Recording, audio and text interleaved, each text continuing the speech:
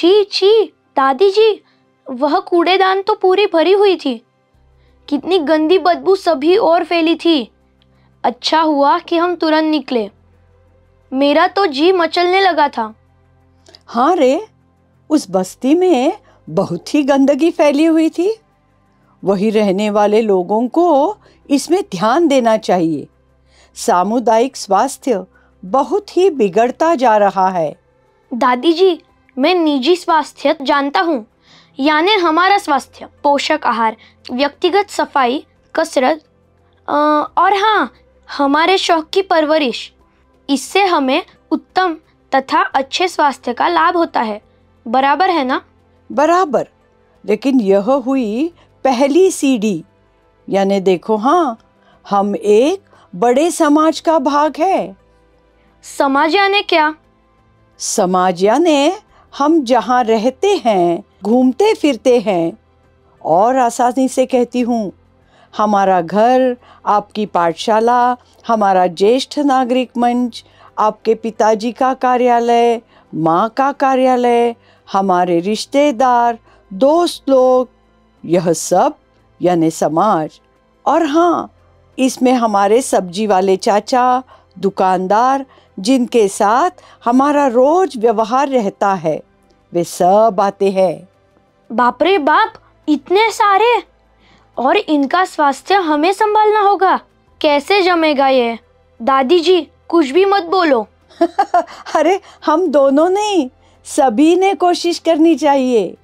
हर एक ने तय किया कि मैं निजी स्वास्थ्य संभालूंगा, मेरा घर और अहाता साफ सुथरा रखूंगा।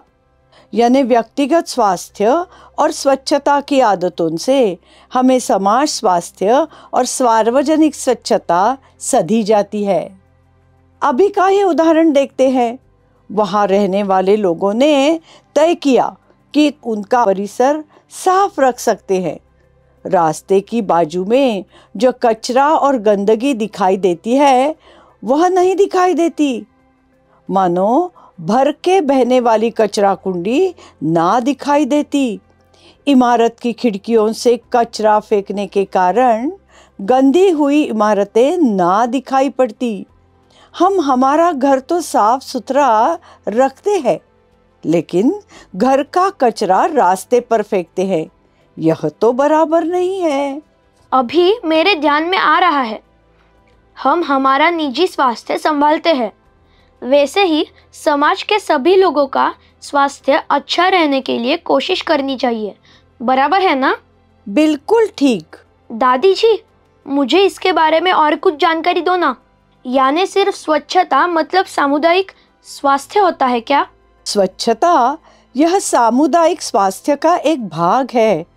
प्रदूषण, सांस की बीमारियां, व्यसनाधीनता, कीटदंश के कारण होने वाली बीमारियां सामाजिक स्वास्थ्य धोखे में ला सकते हैं। ऐसे बीमारियों से सबका रक्षण करना जरूरी है। इससे सभी जन खुशी से और स्वास्थ्यपूर्ण जीवन बिता सकते हैं। अच्छा।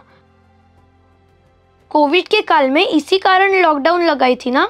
कोविड जैसी बीमारी नहीं फैलनी चाहिए, इसलिए, और लोगों को तकलीफ नहीं होनी चाहिए, इसलिए कोविड काल में सामाजिक स्वास्थ्य की परवरिश की थी। सच में दादी, सामुदायिक स्वास्थ्य बहुत महत्वपूर्ण होता है। हाँ, कौन से भी देश की प्रगति और विकास में सबसे महत्वपूर्ण घटक यानी उस देश के लोग, साफ सुथरा पर्यावरण, पोषक आहार, निर्धोक पानी और स्वास्थ्य परवरिश के लिए आवश्यक सुविधाएं होगी, तो ही लोगों का स्वास्थ्य सुरक्षित रखना मुमकिन होगा। इसलिए कौन से भी देश की उन्नति के लिए सामुदायिक स्वास्थ्य महत्वपूर्ण होता है। लेकिन दादी जी, सामुदायिक स्वास्थ्य किन कारणों से धोखे में आता होगा? स्वच्छता की आदतों की लापरवाही यह एक प्रमुख कारण हो सकता है। अभी मुझे बताओ कि इनमें से कौन सी बातें आपको सही और कौन सी बातें गलत लगती है। पुराने टायर जलाना? हाँ, ये बहुत गलत है। एक तो बहुत ही धुआं फैलता है और बहुत ही बदबू भी आती है। रास्ते में कहीं भी थूकना बहुत ही गलत काम है। मुझे याद है कि इन थूकने वाले लोगों को जुर्माना देना पड़ता है। बराबर। घर का कूड़ा कचरा रास्ते पर फेंकना नहीं नहीं, बिल्कुल गलत है। उस बस्ती में इसी कारण गंदगी फैली थी। आई बात समझ में? इन्हीं कारणों से सामुदायिक स्वास्थ्य धोखे में आता है। दादी जी, यह तो छोटी छोटी बातें हैं, लेकिन कौन ध्यान में लेता है? लेकिन ऐसे विचार सही नहीं है। सामुदायिक स्वास्थ्य धोखे में लाने वाली बातों के लिए इलाज हमें ही सुझाने होंगे। यानी कैसे? चलो एक खेल खेलेंगे। मैं सामुदायिक स्वास्थ्य धोखे में लाने वाली कुछ बातें बताती हूँ। आप विचार करके मुझे बताएं कि इसके दुष्परिणाम कम करने के लिए हम क्या कर सकते हैं। चलेगा। विचार करो। पीने का पानी दूषित होगा तो क्या होगा? इस कारण अनेक बीमारियां फैलेगी। बराबर। इस कारण कॉलेरा जैसी बीमारियां फैल सकती हैं। अभी विचार कीजिए, यह थमाने के लिए क्या कर सकते हैं? स्वच्छ पानी संभरण करना, लोगों को पानी उबालकर पीना चाहिए, यह बताना, पीने के पानी की आसपास की जगह साफ सुथरी रखना। देखो, आपको भी इलाज सूझे हैं। सच है दादी जी, और एक बताइए ना। प्रदूषण। प्रदूषण। हाँ, प्रदूषण के कारण पर्यावरण को धोखा पहुंच सकता है। श्वसन की बीमारियां हो सकती है। इसके लिए लोगों को सार्वजनिक वाहनों का उपयोजन करने के लिए बोलना चाहिए। अनेक चीजों का पुनर्उपयोजन करने के लिए सुझाना चाहिए, है ना? बहुत खूब। आप अपने दोस्तों के साथ यह खेल खेल के देखिए, इलाजों की लंबी सूची तैयार हो जाएगी। हाँ दादी जी, आज ही खेलूंगा। दादी जी, एक बात पूछूं? पूछो तो। अभी आते वक्त मैंने एक बुजुर्ग को घर के दरवाजे में बैठकर दांत साफ करते देखा। कुछ तो काली चीज पे दांतों को लगा रहे थे और एक चाचा जी ने मुंह के सामने 2 उंगलियां रखी और पचक से थूक दिया। उनके मुंह से कुछ लाल लाल बाहर पड़ा। छी छी, मुझे देखकर बड़ी घिन लगी। हाँ, सामुदायिक स्वास्थ्य के लिए सबसे विनाशक होने वाली व्यसनाधीनता उसमें से एक यानी तम्बाकू खाना। यानी क्या? तम्बाकू, सिगरेट, गुटखा, बीड़ी ऐसे अनेक तम्बाकू युक्त पदार्थों के नाम हम हमेशा सुनते हैं। तम्बाकू और तम्बाकू युक्त चीजें खाना यह स्वास्थ्य के लिए अपायकारक है। प्रथम तथा पहले एक आध व्यक्ति सहजता से किसी ने इसरार तथा अनुग्रह किया तो तम्बाकू खाती है। सहजता से शुरुआत की जाती है और वह व्यक्ति बार बार तम्बाकू खाने लगती है। इसे ही व्यसनाधीनता कहते हैं। लेकिन दादी जी, व्यसनाधीनता का कारण क्या हो सकता है? इस कारण तम्बाकू खाए बिना चैन नहीं आती, कौन से भी काम में ध्यान नहीं लगता है। जिस व्यक्ति को यह व्यसन होता है उसके मुंह में निरंतर तम्बाकू रहती है और ऐसी व्यक्ति तम्बाकू खाकर जगह जगह पर थूकती रहती है। इस कारण पूरा परिसर गंदा हो जाता है। यानी सामुदायिक स्वास्थ्य को धोखा पहुंचता है। अरे, इन लोगों के कारण सामाजिक स्वास्थ्य को धोखा पहुंचता है। उन्हें भी बुरा असर भुगतना पड़ता है और भी परिणाम देखेंगे। मुंह में छाले पड़ने लगते हैं, उसका रूपांतर जख्मों में होता है। कुछ दिनों के बाद गांठ में रूपांतर होता है। अगर यह जख्में भर नहीं आई तो इन लोगों को मुंह का कर्क रोग तथा कैंसर होता है। बाप रे बाप, मैंने सुना है कि यह कर्क रोग ठीक नहीं होता है। इसके कारण बहुत तकलीफ होती है। हाँ रे, यह बीमारी बहुत गंदी है। देखो, यह व्यसनाधीन लोग निजी स्वास्थ्य कौटुंबिक स्वास्थ्य और समाज स्वास्थ्य सभी धोखे में डाल देते हैं। तंबाकू सरीके ही मद्यपान के कारण सामाजिक स्वास्थ्य पर तथा हमारे शरीर पर विपरीत परिणाम होता है। मद्यपान यानी दारू पीना, इसकी भी ऐसी ही आदत पड़ जाती है। यानी इससे भी व्यक्ति व्यसनाधीन होता है क्या? सही, इस कारण बुरे असर होते हैं। मद्यपान के कारण नशा आती है, मस्तिष्क का नियंत्रण छूट जाता है। अति मद्यपान के कारण यकृत, अतड़ा तथा मूत्राशय की बीमारी जड़ जाती है।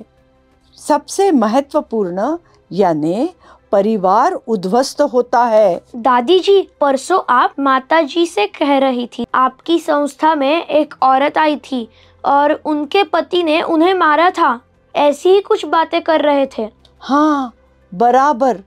आज हम शारदा जी से मिलने गए थे। उसके पति को उसकी निजी भूल समझ गई है।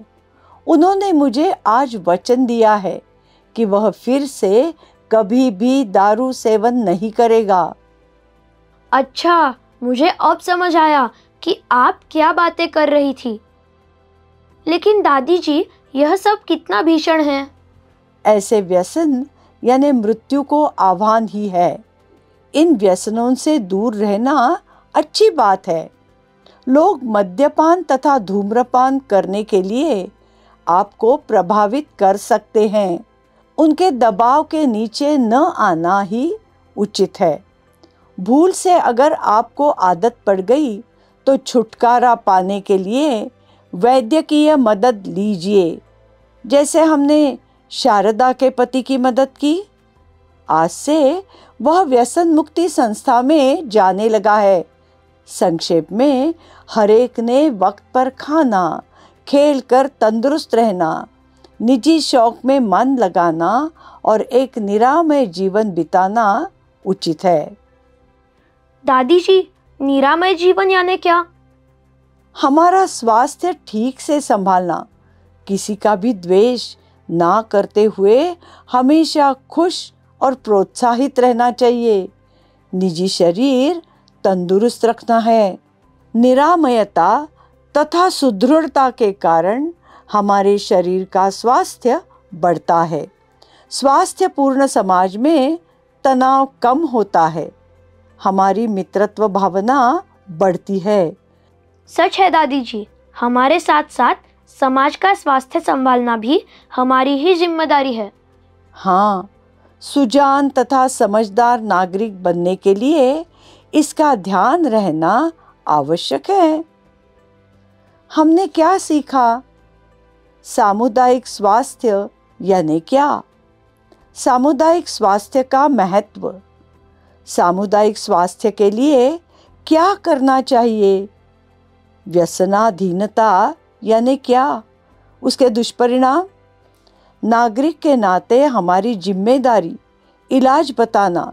सामुदायिक स्वास्थ्य ठीक रहेगा, इसके लिए सावधान रहना। स्वाध्याय, आप क्या करोगे? आपका अहाता साफ सुथरा रखने के लिए आप क्या करोगे? आपकी सोसाइटी में किसी ने करस तथा कर्णकटु आवाज में गाने लगाए हैं, जिस कारण दूसरों को बहुत तकलीफ होती है। आप क्या करोगे? सामुदायिक स्वास्थ्य के लिए जो आदतें अच्छी हैं, उसके सामने बराबर चिन्ह कीजिए और जो आदतें गलत है, उसके सामने गलत चिन्ह कीजिए। हमारे घर का कचरा कचरा कुंडी में डालना। रास्ते पर पचाक पचाक थूकना।